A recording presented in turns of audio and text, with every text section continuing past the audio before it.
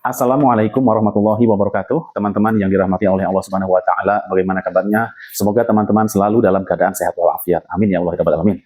Baik teman-teman, pada pertemuan kali ini saya ingin membawakan satu topik yang menarik ya. Mudah-mudahan ini hanya sebagai prasangka saya aja ya terhadap para konten kreator yang mengaku bermanhaj salaf. Tetapi memang kalau lihat realitanya memang seperti itu ya. Jadi para konten kreator salafi sekarang bukannya memberikan pencerahan kepada umat, malah sepertinya mengejek di luar kelompok mereka, seperti itu. Ini bukan para ustadznya ya. Kalau para ustadznya, Masya Allah, mereka menyampaikan ilmu dengan hikmah.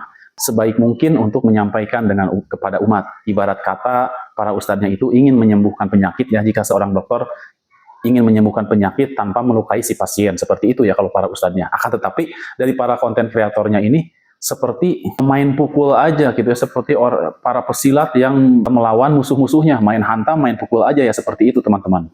Tak peduli lawannya itu sakit, jadi mereka menganggap itu sebagai lawan, tapi bukan sebagai partner, bukan malah sebagai orang yang sakit yang butuh diobati, seperti itu teman-teman.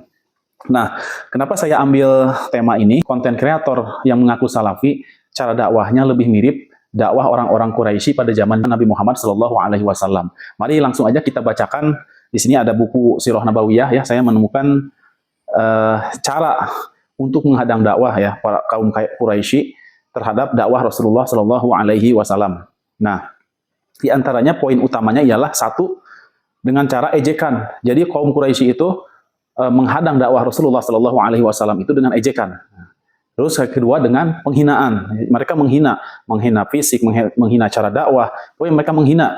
Terus yang ketiga adalah dengan cara olok-olokan. Mereka mengolok-olok dan menertawakan. Sama seperti sebagian konten kreator ya yang menertawakan ustadz-ustadz di luar Wahabi, mereka dengan cara cengengesan, seperti merendahkan ustadz tersebut. Nah itu ya, menertawakan.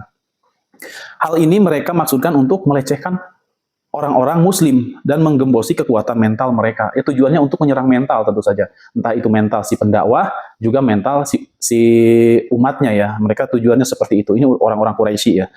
Untuk itu mereka melemparkan sebagian tuduhan yang lucu dan ejekan sekenanya terhadap Nabi Muhammad SAW. Itu yang dilakukan orang-orang Quraisy terhadap Nabi Muhammad SAW. Terus yang kedua juga menjelek-jelekan ajaran beliau.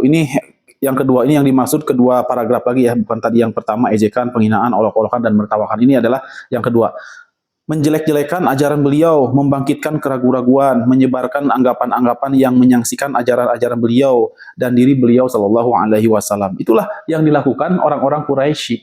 Nah, ini pun dilakukan para konten kreator yang mengaku bermanhaj salaf, tetapi mereka bukannya malah untuk memperkuat ukhuwah Islamiyah, memperbaiki dengan cara yang elegan, dengan cara yang halus, dengan cara yang tidak menyakiti, malah mereka menggunakan ejekan, menggunakan penghinaan, menggunakan olok-olokan. Ya tentu, ini adalah mungkin cara mereka untuk menyebarkan manhaj salaf mereka ya, yang mereka mengakui, wah ini manhaj salaf, metode Islam yang paling benar. Ya betul, manhaj salaf adalah metode Islam yang paling benar, karena Islam itu dibangun di atas fondasi dalil Al-Quran dan Sunnah, dan yang paling memahami Sunnah ialah tentu para salaf ya, para salafus soleh dalam hal ini. Akan tetapi ini bukan masalah itunya, tapi orang-orang kesininya ya, orang-orang konten kreatornya itu seperti itu. Kita melihatnya aja seperti gimana ya, mereka melakukan ejekan ya, seperti orang yang ingin mengejek, ingin menantang gitu, ingin menantang perang gitu, karena merasa benar, merasa paling benar seperti itu.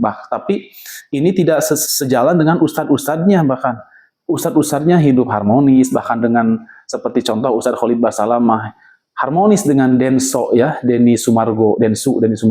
Terus ustadz-ustadz lainnya ya juga seperti Ustadz Syafiq Reza Basalamah yang berkunjung ke kediaman AHY, mereka dengan begitu baiknya hubungan mereka, dan banyak lagi ustadz-ustadz yang lainnya. Tetapi para konten kreator ini seolah-olah menutup mata hal yang dilakukan oleh para ustadznya. Nah inilah tentu yang membuat bahaya ya, makanya seorang ustadz ya mungkin melihatnya ini sebuah tanda-tanda yang udah tidak beres ya, tidak benar gitu.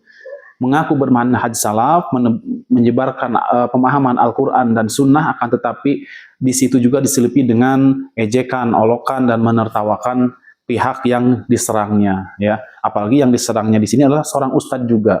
Seperti itu teman-teman. Mudah-mudahan channel ini, Kang Baha ini terus berkembang dan bermanfaat kehadirannya ya untuk mempersatukan umat Islam terutama. Demikian teman-teman, wabillahi taufiq wa hidayah. Wassalamualaikum warahmatullahi wabarakatuh.